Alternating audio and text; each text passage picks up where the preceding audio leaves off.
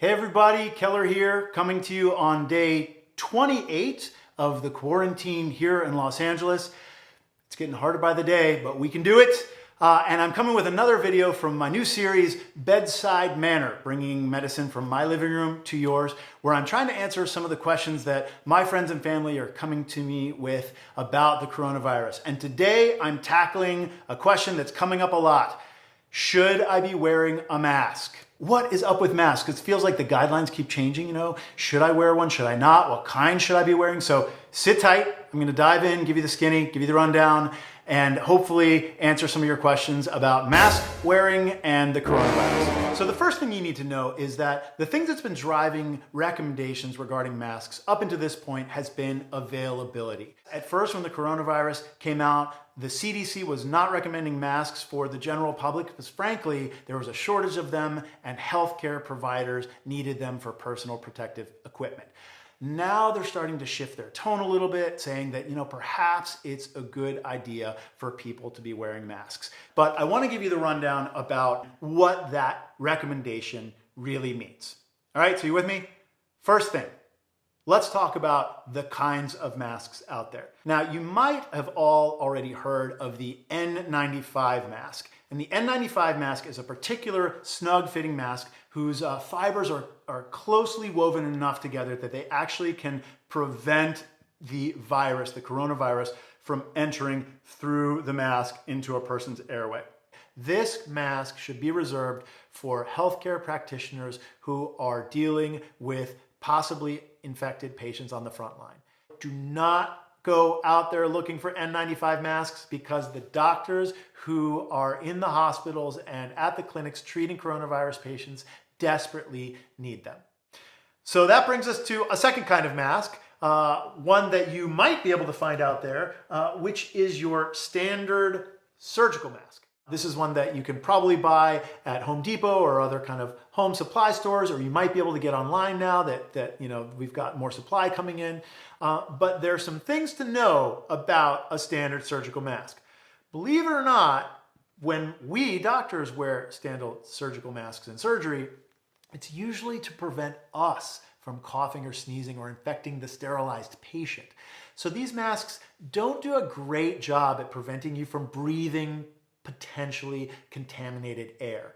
However, they do a fairly good job at preventing the wearer, if they cough or sneeze, from spreading their respiratory droplets out into the atmosphere. So that brings us to the three benefits to wearing a standard surgical mask.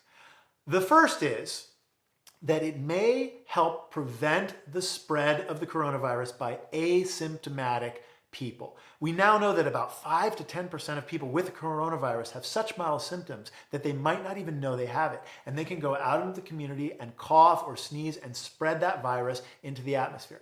However, if they're wearing a mask like this, they will help prevent the spread of their respiratory droplets into the atmosphere.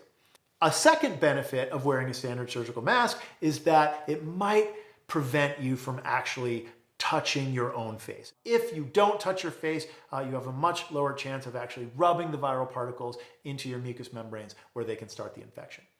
And a third potential benefit to wearing a standard surgical mask is that you may send a signal to those around you, a reminder that we are in the midst of a pandemic and that they should keep their social distance from you. However, there are some risks to wearing a standard surgical mask. And the first is that if you don't wear it or take it off properly, you can risk making the situation worse. The way you wear a standard surgical mask, pretty easy. Loop it around your ears, pinch the bridge of the nose, and make sure it's sitting comfortably on your face. The problem is, I've seen a lot of people out there once they have the mask on, oh, it doesn't fit right, I'm just gonna touch here, I'm gonna touch here, I'm gonna do that. And they're getting their dirty hands, which have been all over groceries or who knows, doorknobs or whatnot, and they're rubbing their face now. And that's what we want to prevent. So if you are wearing a mask, make sure that you're not touching your face or adjusting it. When you take the mask off, you need to make sure that instead of grabbing it here, you just grab the ear loops and you take it off and you throw it away. If you don't want to throw the mask away, that's okay. Keep in mind that the coronavirus stays on surfaces like paper or that kind of material really just for a couple days. So you could just hang this mask somewhere and within several days, it will be contagion free. If you don't have access to standard surgical masks, you can go with the old trusty bandana. I've seen a lot of people out there wearing those, and pretty simple. You can either just tie it around your face like a ranch hand. You got a problem with me, mister? I also just saw a clever way to make your own mask. Just get your standard bandana, fold it in half, and then you're gonna fold the top part down, okay? The bottom part up. I'll do it here in my lap. You got something akin to that. And then you get 2 rubber bands, okay? And you're gonna slip them over each end of the bandana. So I'll do one towards the top up here, put it out there, one towards the other side, about that far in. And then you get the sides, you fold them in to the middle, like that. And then you can use the rubber bands as your ear straps. So, there you go. Homemade mask with a bandana. If you don't have access to a surgical mask or even a bandana, then I recommend just grabbing your standard Venetian plague doctor mask. And this, you can just get and put over your face and just wear it like that, and you'll be protecting yourself against the plague and the coronavirus together. That is absolutely not true. That is, in fact, completely false.